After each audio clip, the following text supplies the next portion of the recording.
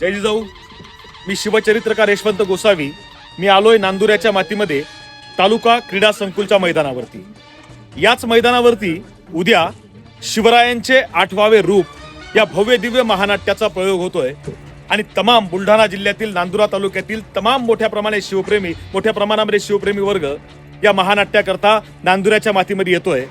येणाऱ्या प्रत्येक शिवप्रेमीला माझी कळकळीची विनंती आहे की तुमच्या तालुक्यातल्या ग्रामीण भागातल्या सामान्य कुटुंबातल्या मुलांनी या महानाट्याचा प्रयोग तुमच्या मातीमध्ये ठेवलाय. हा तुमच्या घरचा कार्यक्रम आहे.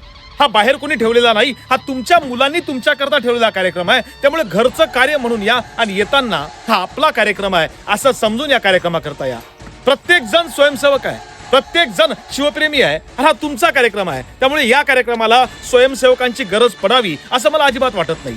कोणाच्या मनामध्ये संशय असेल की या कार्यक्रमाकरता वेगळे पास आहेत, काही तिकीट आहेत, तर असं अजिबात नाही.